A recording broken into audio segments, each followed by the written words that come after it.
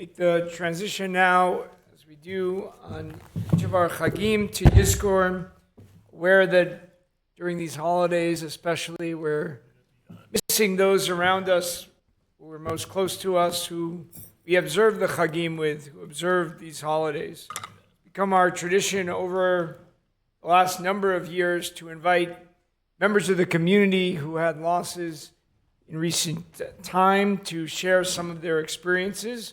And our Yizkor speakers have added tremendously to our own understanding of their loved ones, of their process, and in essence of our community as well. This year we have Yael Devere and Miriam Cohen-Franzine as our Yizkor speakers. I'll invite Yael in a moment first to speak. A little bit of her bio for those of you who don't know.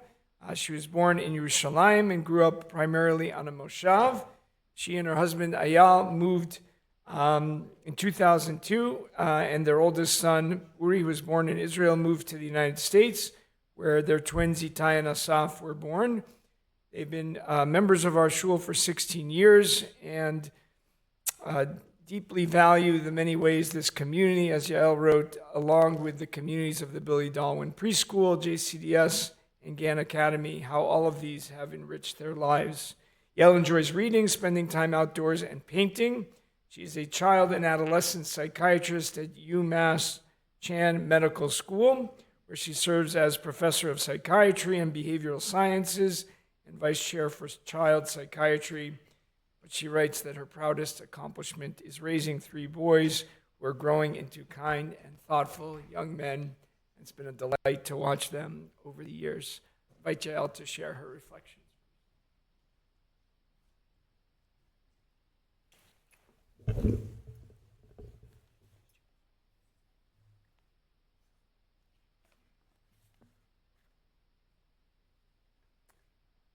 Chag Sameach. My Abba, Raymond Cohen, was born in 1947 and grew up in Manchester, England, in a Zionist family deeply involved in the Jewish community. He was an avid football fan and player and a mischievous boy who played guitar and was a Beatles fan.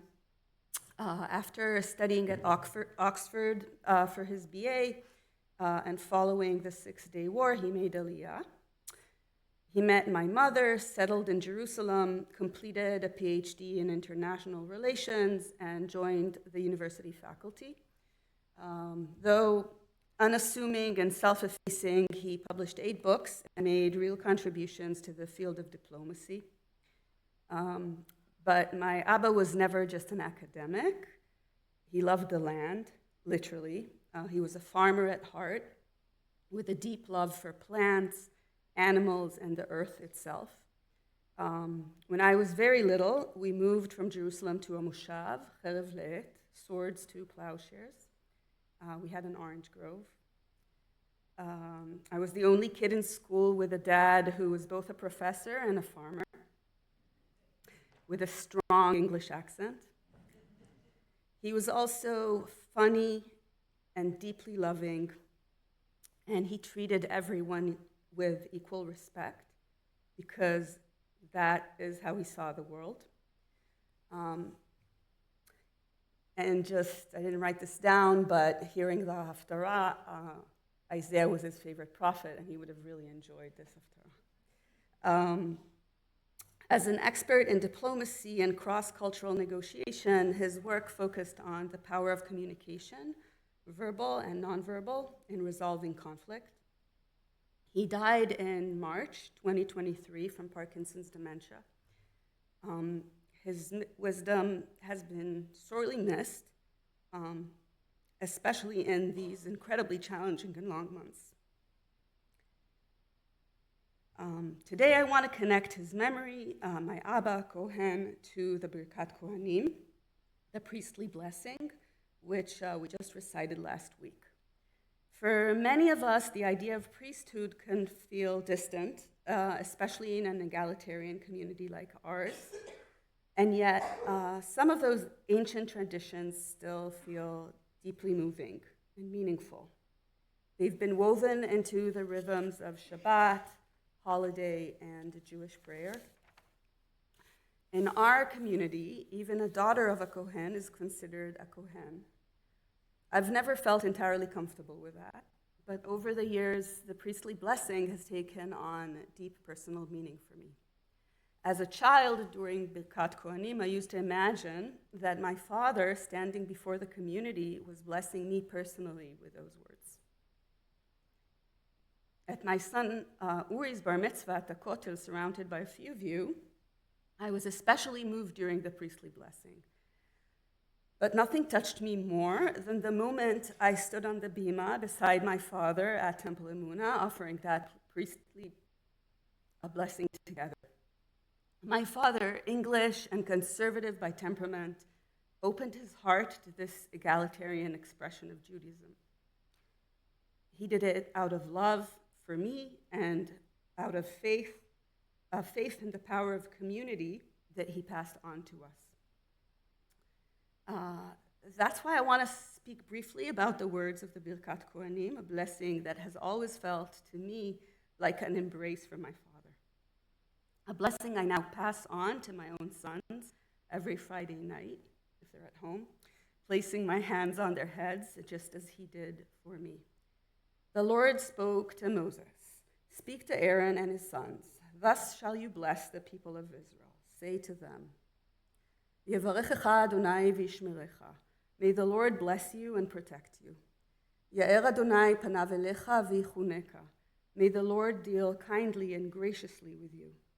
Yisa Adonai panav elecha v'yasem lecha shalom. May the Lord bestow favor upon you and grant you peace. Thus they shall link my name with the people of Israel, and I will bless them." This is one of the oldest blessings in our traditions. It was recited in the temple. Today it's said during the Amidah, daily in Israel, and on festivals elsewhere. We bless our children with it every Friday night, couples included under the chuppah. It's a simple, beautiful, and deeply moving blessing. In the 1980s, a 13-year-old boy digging with the archaeologist Gabriel Balkai uncovered 2 tiny silver scrolls in Jerusalem dating to the 6th century BCE, some 400 years older than the Dead Sea Scrolls. What did they contain? The priestly blessing. Its structure is poetic, 3 lines growing in length, 3 words, then 5, then 7. Each line begins with a verb, with God as the subject. Each ends with a gift: protection, grace, peace. Those gifts come in layers. First, a material blessing, livelihood, health, security. Second, an emotional blessing, the ability to see and be seen with kindness. Third, the deepest layer, inner peace, the sense that we are known by God, truly seen. The final line is most intimate. May the Lord bestow favor upon you and grant you peace. There is a story. A crowd gathers on a hilltop, watching a ship vanish on the horizon. A little boy waves widely toward the sea. The adults ask, "Why are you waving? No one can see you from that distance." And the boy replies, "The captain is my father. He'll be looking for me, and he will see me." That's what the priestly blessing feels like to me. In a world of billions, God sees me, not just as creator, but as a parent, scanning the crowd for their child, recognizing them, loving them.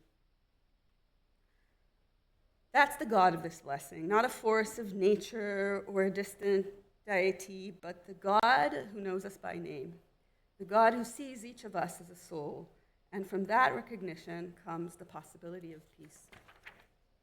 There is something else unique in this blessing. Before the Kohanim bless the people, they recite, "Baruch ata Adonai Eloheinu melech haolam asher kidshanu b'kedushato shel Aaron v'tzivanu levarech et amo Yisrael be'ahava," who has sanctified us with the sanctity of Aaron and commanded us to bless the people of Israel with love. This is the only mitzvah in the Torah where love is explicitly required, not just intention, love. Because to bless, you must love. To be blessed, you must know you are loved. Rabbi Jonathan Sachs, who helped me find all those meanings in this bracha, taught that the Kohanim are not the source of blessing, they are the channels. And to be a channel, one must make space, one must love. Because love is the act of stepping outside the self. And that's how God's blessing passed through us. So this is a blessing of love, a blessing that connects me to my Father, to my children, and to God. A blessing I pass on with my hands on my sons' heads. A blessing that says you're not alone, you're seen, you're loved. And one final word about love. This past year of mourning has been full of grief, full of pain, and yet in community, in prayer, and saying Kaddish, the burden has been shared. And at its core, grief is the price we pay for deep love. And we were privileged to love and to be loved.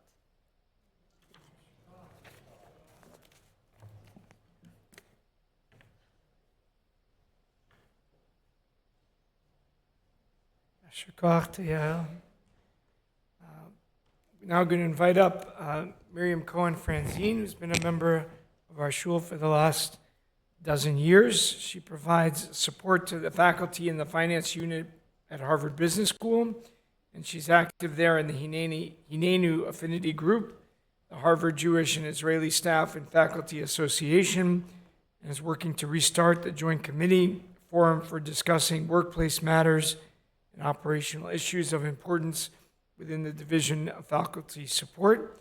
She lives in Waltham with her husband and their adult children. For fun, she enjoys spending time with family and friends, going for walks, and as she writes, unsuccessfully trying to learn other languages, but we wish her strength. Miriam, it's a pleasure to have you share your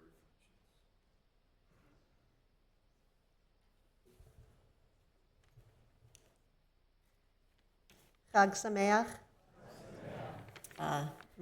My mother, Marcia Cohen, passed away on my birthday in March of last year. I first learned about the Mourner's Kaddish as a child, shortly after my mother's close friend Ruby died unexpectedly.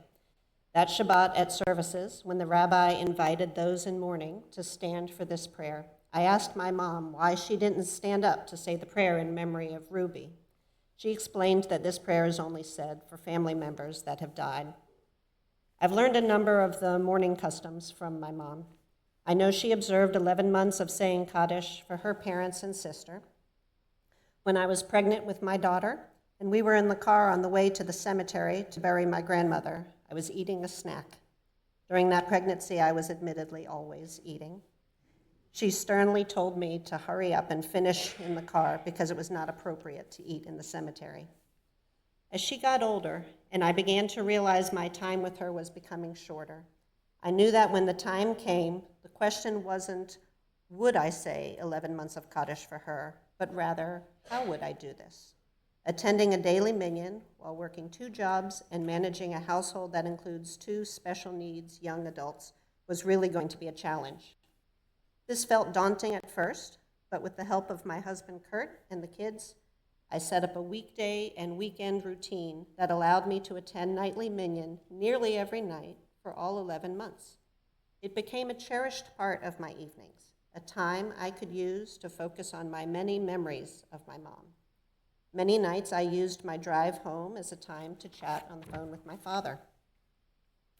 Sometimes I had the opportunity to even say Kaddish at services during my travels. When visiting my family, I attended nightly minyan with my dad, and I even got to say Kaddish at a Friday night Shabbat service in Nairobi, Kenya. My 11 months ended in early February, but the end of a prescribed time of mourning is not the end of the mourning itself. Just before Pesach, I was in my kitchen preparing to bake. I opened the book that has my Pesach recipes, including many from my mom. Seeing her handwriting brought out some unexpected tears. I'm very grateful to have been able to say Kaddish each day at Emunah. We at Emunah are fortunate to have this and to have congregants that regularly help make a minyan. This dedicated time of day I had for thinking about and mourning my mom was a gift, which is what I think is the point of having these 11 months of saying daily Kaddish. Thank you.